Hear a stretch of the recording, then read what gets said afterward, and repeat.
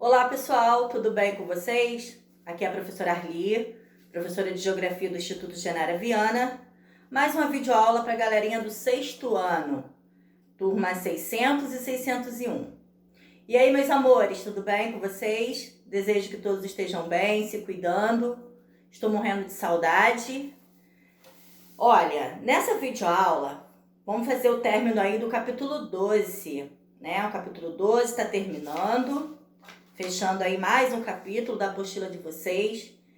E lembrando, né, mais uma vez, que a P2 do segundo trimestre, ela vem com o capítulo 11 e o capítulo 12, tá? Então, peço a vocês que façam o acompanhamento aí desse término de conteúdo. Estudem bastante, façam uma prova com muita atenção, tá? E, tendo dúvida, vocês já sabem o que fazer. Entrar em contato comigo.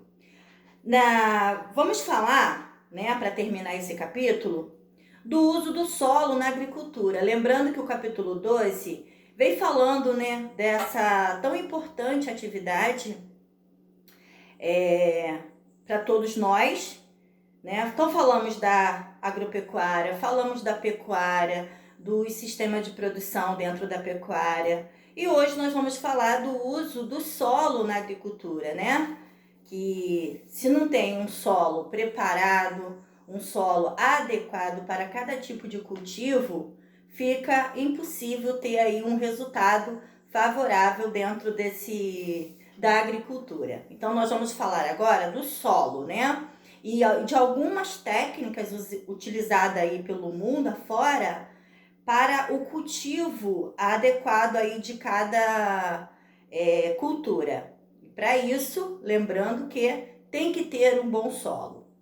Vale lembrar também que nós falamos de solo, né, dos principais tipos de solo, em capítulo anterior, tá? Dos tipos de solos existentes, o que é preciso para fazer deste solo cada vez mais fértil para cada cultivo, né? Então, hoje nós vamos falar do uso do solo na agricultura, mas principalmente das técnicas usadas na agricultura para fazer aí, né, o uso desse solo adequado, ok? Então, para começar, na página 39 da apostila de vocês, tá aí falando, ó, uso do solo na agricultura.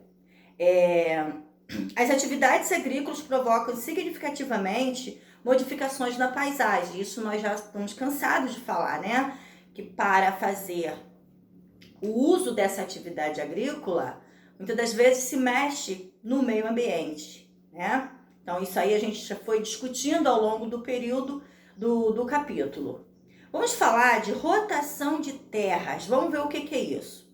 É uma técnica utilizada em diversas regiões do mundo, em especial em países onde há preocupação com a preservação do meio ambiente e a legislação ambiental, né? Onde essa legislação ela ocorre de maneira rigorosa. A rotação de terra visa trocar cultivos estabelecidos em uma mesma área, tá? Uma mesma área agrícola, alternando-os a cada ciclo desse plantio. Suas principais vantagens são permitir maior oferta e variedade de produtos alimentícios e evitar que o solo se esgote rapidamente, pois a alternância implica distintas necessidades de adubação. Então, o que o texto está querendo dizer, né? O mesmo solo, a mesma terra utilizada para fazer um cultivo, né? Depois que fecha esse ciclo desse determinado cultivo, ele é adubado, né? E é feito um outro tipo de cultivo, ou seja, faz-se o plantio de uma outra cultura. Este mesmo solo ele é preparado para diversos tipos de cultura. É muito comum usar-se o solo para um tipo só de cultivo, né? Aí passa-se o ciclo desse, vamos supor, um exemplo, o feijão, né? Após a colheita do feijão, aí prepara o solo para o mesmo plantio do feijão. No caso da rotação de cultura, não funciona assim. Acabando o ciclo do feijão, prepara-se o solo para um plantio do milho, por exemplo. Passou o plantio do milho, prepara-se o solo para o cultivo da empim, e assim sucessivamente. Então, vai tendo uma rotação, né, neste mesmo solo. Na apostila de vocês, na página 39, tem aí um desenho que mostra, né, o ciclo de cada cultivo. Então, tem da soja, período aí de 4 anos, né, até fechar, desde o plantio até a colheita desse produto. Depois, né, de verduras, vegetais. Então, assim, no uso do mesmo solo com o cultivo de diversas culturas, ok? Então, isso aí se chama rotação de terras. Tem uma outra técnica também, que é muito utilizada, né? Pode não ser muito utilizada dentro do Brasil, mas em outros lugares do mundo, essa técnica é utilizada, que se chama terraceamento. Técnica realizada em locais cujo relevo é bastante inclinado, como vocês podem acompanhar na própria apostila de vocês. A gente está falando de um relevo super íngreme, onde é feito essa rotação de cultura, tá? O objetivo é controlar a erosão provocada pelo escoamento superficial das águas e conservar melhor o solo. Essa forma de uso do solo foi utilizada amplamente pela civilização inca, né, nas encostadas aí da Cordilheira dos Andes, há mais de 500 anos. E atualmente ainda pode ser encontrada em diversos locais, diversas regiões do mundo, como em países de continente asiático, né, onde predomina o relevo montanhoso e elevados índices pluviométricos, como na China, Vietnã e na Tailândia. O custo elevado da manutenção dos terraços, tá? Que são essas ondulações, como vocês estão vendo aí na apostila, é a principal desvantagem, né? Porque tem que se manter todo esse desenho, todo esse formato aí nesse solo. E isso não sai barato, ok? Então, nesse primeiro momento, vocês estão aprendendo aí essas duas principais técnicas, a rotação de terras, né? E o terraceamento, como mostra aí na apostila, ok? Tem uma outra técnica também, que no Brasil também é usada, né? Que se chama curva de nível. Em geral, o uso de curva de nível em propriedades agrícolas se dá em espaço onde o relevo é acidentado e com determinados graus de declividade. Cada curva de nível similar a um corte transversal no terreno, tá? Também tem desenho aí na apostila de vocês para vocês acompanharem o que eu estou falando. Essa técnica tem o objetivo de diminuir, tá, os impactos da chuva no solo, né? As curvas de nível criam uma barreira para o escoamento superficial da água, evitando assim o empobrecimento dos solos.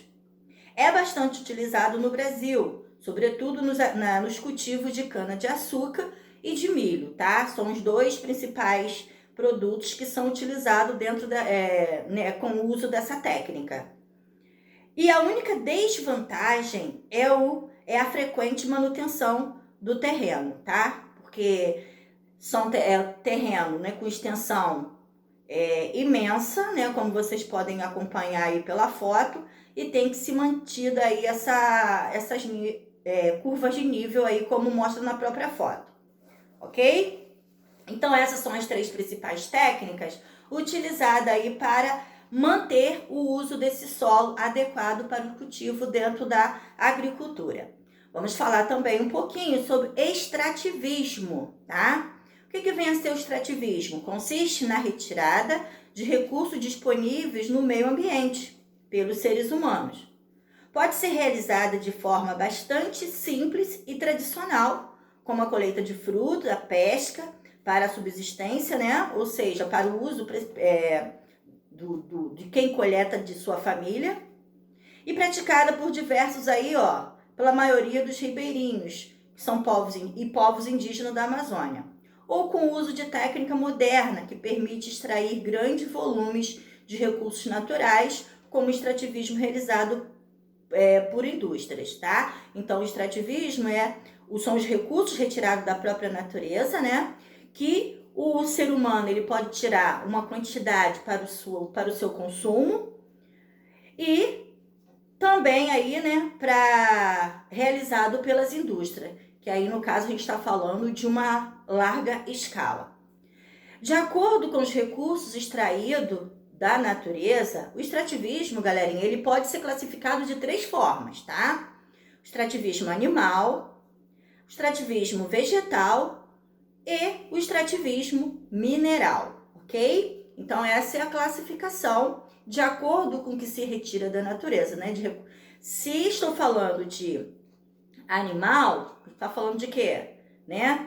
A pesca, por exemplo, né? A caçada de outros animais que a gente se retira da natureza. Vegetal, como o próprio nome diz, dos vegetais. E mineral, né? Dos recursos minerais encontrados na natureza. Vamos falar um pouquinho sobre o extrativismo animal, que é o primeiro que vem aí na listagem, né? Dessa classificação. Considera-se como extrativismo animal basicamente a caça e a pesca, como eu acabei de dizer. Essas atividades servem não só para a subsistência dos grupos que as praticam, né? Mas também podem consumir em caráter comercial, como fazem as grandes indústrias da pesca. Nesse modelo, a atividade extrativista fornece matéria-prima para outras indústrias, como a química e alimentícias, por exemplo. Devido ao crescimento da população e da economia mundial, o extrativismo animal tem sido realizado de forma mais intensa, né, com o passar dos anos, ameaçando muitas espécies. A caça predatória e o comércio ilegal de animais, inclusive, são considerados atos criminosos em muitos países, como o Brasil, né? Existem muitas áreas do Brasil que essa caça ela é controlada, tá? Existe aí no Brasil locais que a pessoa vai lá, pesca, só tira uma foto e tem que devolver. Não pode retirar esses animais, né, para não entrar mesmo em estado de extinção.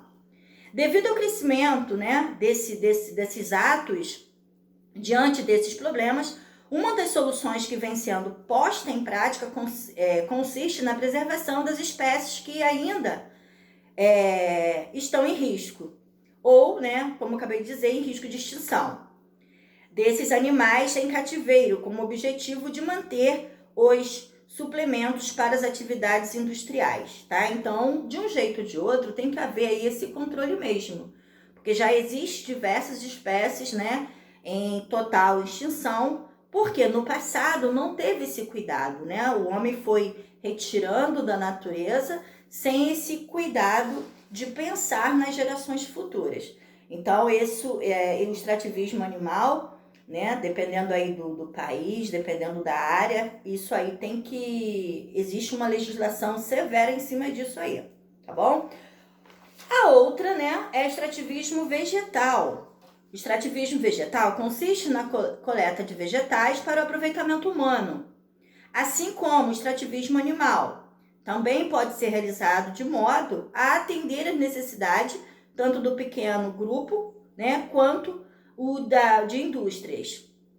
A intensividade, né, com o extrativismo vem ocorrendo ao longo do tempo. Devastou vegetações nativas de vários lugares, levando inclusive à extinção de diversas espécies, como eu acabei de dizer anteriormente. Visando preservar as áreas de vegetação remanescente e evitar a extinção de mais espécies, o governo de alguns países criam reservas naturais e proíbem a extração das espécies ameaçadas. Outra medida que tem sido, né, tomada ao longo do tempo é a extração de madeira, utilizada para fins comerciais, de áreas onde o cultivo de árvores atende unicamente a essa necessidade. Exemplo de países que teve que tomar medida extrema sobre isso foi o Canadá e a Finlândia, né? Estão entre os maiores plantadores de árvores, tendo em vista a produção de celulose para o abastecimento da indústria mundial de papel. Então, eles tiram, mas eles repõem, tá? Mantendo aí as espécies. O terceiro, né, dentro dessa classificação de extrativismo, Extrativismo mineral, vamos falar um pouquinho dele. O extrativismo mineral é caracterizado pela extração de recursos minerais. Trata-se de uma atividade realizada principalmente por indústrias que retiram grandes quantidades desta matéria-prima para a produção de aço e alumínio, por exemplo. Alguns minérios são encontrados na superfície terrestre, não exigindo alta tecnologia para sua retirada. Outros, porém, são extraídos das porções mais profundas da crosta terrestre, sendo necessário equipamentos, modernos e alta tecnologia para a retirada desse recurso. O extrativismo mineral em escala industrial altera a paisagem em grandes proporções, como a gente já veio falando aí ao longo do capítulo, no capítulo 12. Causando aí a degradação do meio ambiente mesmo. Além disso, pode promover o desmatamento, a contaminação do solo, a água e acarretar o esgotamento dos recursos naturais, visto que os minérios são recursos não renováveis, tá? Retirou-se, em grande quantidade, a natureza ela não consegue repor isso de volta, tá, gente? Lembrando aí, quem tiver dúvida, o que são recursos naturais não renováveis, renováveis, volta lá no capítulo para poder relembrar todo o conteúdo, tá bom? No entanto, a sociedade contemporânea altamente depende dos minérios, pois utilizam produtos industrializados que os empregam, nos automóveis, nas máquinas, utensílios domésticos, eletrodomésticos, entre outros milhares de produtos. O garimpo, isto é, a exploração de minérios preciosos como ouro, diamante, prata, por exemplo, é uma atividade extrativista muito comum na Amazônia. Ele depende basicamente de mercúrio, que facilita separar o minério dos cascalhos. O uso dessa substância, por exemplo, dentro do Brasil está realmente proibido, mas a gente sabe muito bem, que esse proibido, os garimpeiros eles conseguem ter acesso de forma errada, a essa substância, tanto que o garimpo dentro do Brasil ainda é uma atividade que não para, tá? Mas o uso do mercúrio, não só no Brasil, como em vários outros países, é uma substância que está proibida, ok? Por quê? Porque provoca impactos ambientais, tá? Doenças nos garimpeiros, E, enfim, uma série de problemas aí que o qual veio a razão dessa proibição, da proibição dessa substância, quando lançado nos rios, no solo da região, ok? Então, falamos aí dessa classificação do extrativismo mineral, vegetal, e animal, ok? Então, sinalizem, estudem o conteúdo, lembrando que o capítulo 12 eu fecho nessa videoaula, tá? Quem quiser a correção, tá? Para não ficar esperando até eu gravar uma videoaula somente com a correção, entre em contato, pede que eu envio para vocês, tá bom? Fiquem com Deus, estudem para a prova, caprichem, tá? Beijo no coração.